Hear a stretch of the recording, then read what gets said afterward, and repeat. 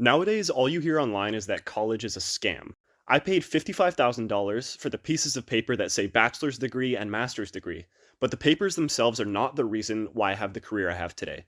So, first off, I started my bachelor's degree back in 2017 and I decided to get into business. Business was always something that I was interested in and it kind of ran in the family as well. And I know that, it's kind of an open end in terms of what you want to do because there's so many different areas of business. So I could kind of find out what I was interested in and then specialize in it afterwards. But I just knew that I liked the general realm of business. I decided to go just to the university or the college. I'll use that term interchangeably throughout this video just because I'm in Canada. We typically call it university, although I know in the United States it's frequently just called college. So, like I said, I just went to the local university. The price for the bachelor's degree overall was around $40,000. And I know that the prices in Canada are typically lower than the prices in the United States, but I'll get a bit more into that after as well.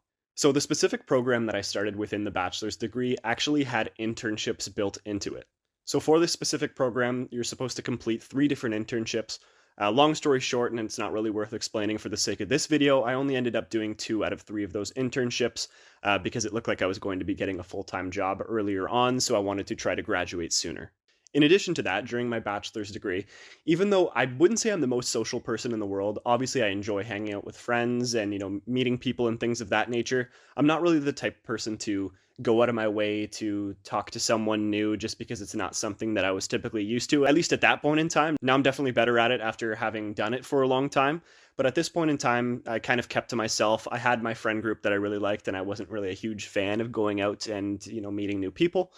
But I knew that it would be important for me when I was in university to make connections, so I joined several different clubs. I joined clubs within the business school of this university, and I also joined some clubs outside of it.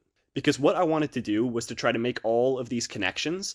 So, through this internship program and through joining several clubs at the university, I made all sorts of connections.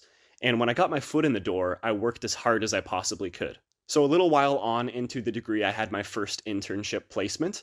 And that's kind of set up through the university. And that was something that was super important because, like I said, I got my foot in the door with that. And I knew, okay, I'm working at a great organization. This is an opportunity for me to show what I can do and also learn a lot at the same time, but really to make a really good impression. So I worked as hard as I possibly could there and made a good impression. And actually, one of my mentors that I still have today was my boss at that point in time. And I'm so grateful for that. And this is another reason why I say connections are so important in building these connections, because the mentor that I still have today, and again, my boss from that job, has connected me with so many people and has actually led to probably the majority of the jobs that I have today is through people I was connected with originating with him. So, in terms of actual coursework, for me personally, I learned some things, of course, in my classes, but I also taught myself a lot through literally, it was actually YouTube videos. So, specifically for me personally, a lot of, graphic design and social media things I learned through YouTube. There were some things in the courses in the university themselves, but a lot of that was more kind of specialized work, which is why I went through YouTube. But it's important to note that that won't be the case for other fields. So, say, for example, if you're looking to be a doctor or you're looking to be a dentist or something along the lines of that, and there's many other examples that I could bring up, obviously through your coursework and through university, your classes themselves and your, labs and things of that nature, you're going to be learning what you're actually going to be using in the field. For me personally, I was lucky because I always had an interest specifically in marketing. So I was able to kind of, take different side courses or, like I said, watch YouTube videos that were specific to that. So I was really able to hone in on those specifics.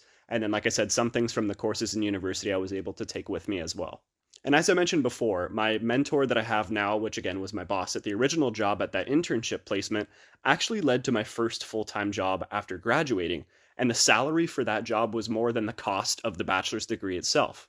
So it was actually funny because my boss at that point in time got me an interview at a certain location. I interviewed there, and it was between me and another candidate. And they ended up going with the other candidate, but they liked me. So they said, "Are you interested in applying for this role at this other business that they work with?" So I said, "Of course."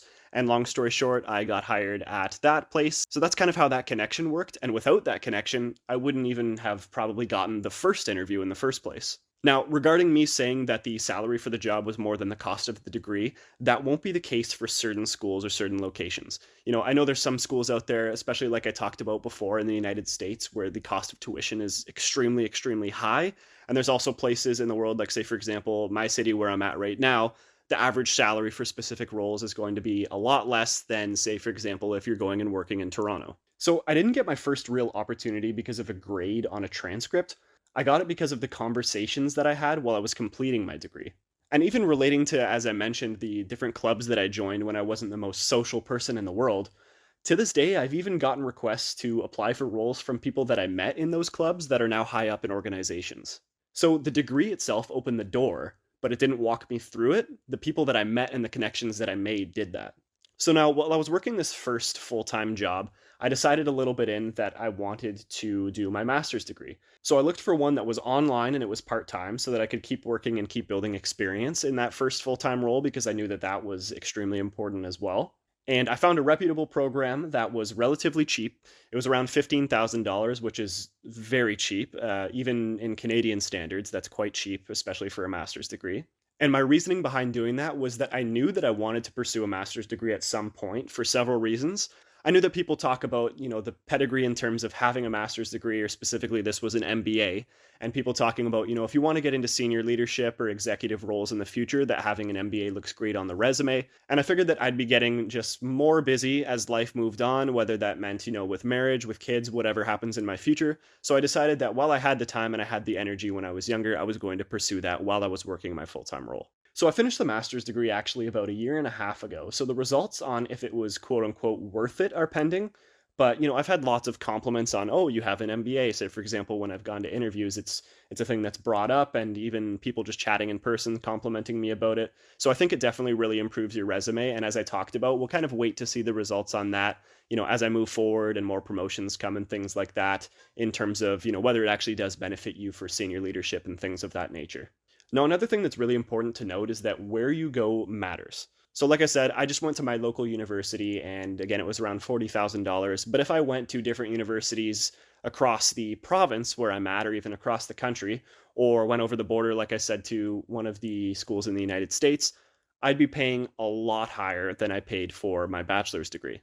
Again, I brought up the example of my city compared to some place like Toronto or San Francisco. And also, location matters when it comes to making your decision as well. So, say for example, somehow if I applied to and got accepted into, let's say, Harvard, obviously the tuition is going to be a lot higher than the tuition that I paid.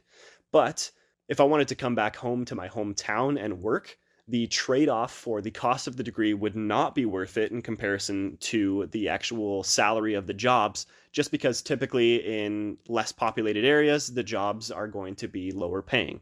So again, that brings up the example of, if somebody goes to a more popular school or a more prestigious school, I guess you could say, and they pay more money, the trade-off is going to be technically better for them if they go and work in a populated city. Again, you have all these things of, your rent is probably going to be higher and all these details, but just looking at the degrees compared to the salaries themselves, that's something that's important to note.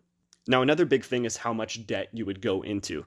So that's obviously a huge, huge consideration for anyone. And that's why a lot of this is kind of individualized in terms of your decision to go to college or go to university. So for me personally, I paid off my master's as I worked, so there were no student loans. And that was, again, another big reason why I wanted to continue working while I did it and find a part-time master's degree, was so that I didn't have to take out a student loan and I could simply just go through school and, pay it off as I go, and again, build that experience while simultaneously working my full-time role. So if you're in school right now or you're thinking about going, make the most of your time there. Of course, try to do well in your courses. It is an important thing. You're actually going to be, of course, learning things while you're in your courses. So it's important that you do well and you're in a good academic standing. As I talked about, participate in clubs and internships. Get out of your comfort zone. Like I mentioned before, I wasn't the most social person in the world. It is kind of like a muscle that you have to build, and you build that out of habit and, kind of, like I said, forcing yourself to go out of your comfort zone and speaking to people. But that pays dividends. That's one of the most important things you can do, especially at a university or at a college where you're surrounded by ambitious young people who are essentially going to be the future of the workforce. It's important to meet people and make those connections. And on that note, network with people and stay in touch, even after graduation, right? Like I talked about, some of these people in clubs that I've met, I still talk to. Even the other week, I actually just ran into two different people that I was in a club with and caught up with them, and they're doing well. So it's important that you also maintain these relationships and these connections. And then lastly, take advantage of the resources that they have. A lot of people don't know what kind of resources your university or your college provides for you. I happened to stumble upon, there was, resume help, there was interview preparation, all these different things that are really going to help you. And those two things are obviously super, super important for actually getting your job after university. And they can help you with, like I said, tailoring your resume, learning how to adjust it for different roles, preparation for interviews, anything from how to introduce yourself to the best ways to answer certain questions. And it was super, super important for me personally. So I know it will be for you guys as well. So were my degrees worth $55,000? The pieces of paper themselves, no, they're obviously just pieces of paper. But the connections, mentors, and support that I got through my time in university, absolutely. It's paid dividends, and I'm glad that I did so.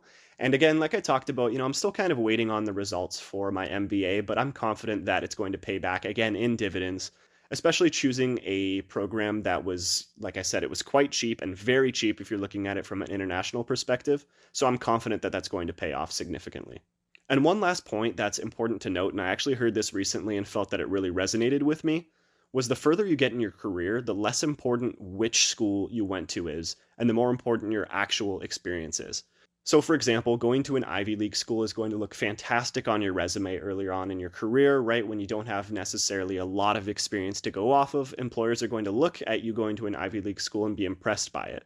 But as you get further and further into your career, like I said, the school you went to matters less. This is still important. Yes, sure, of course, right? There's the prestige of it, but people are actually going to be looking at what you did in your role, right? The experience that you've built up over this time. And that's going to be more important than, the name of the school on your resume from back however long ago that was. So guys, hopefully this provided some insights. If you have any questions, please feel free to leave them down in the comment section down below. I'd love to hear from you guys. If you are in school, what are you studying? How are you enjoying it so far? And hopefully you guys are networking like I talked about. It's so, so important and has essentially got me to where I am today. So that's all, guys. Thank you for watching. If you enjoyed the video, please feel free to subscribe, and I'll see you in the next one.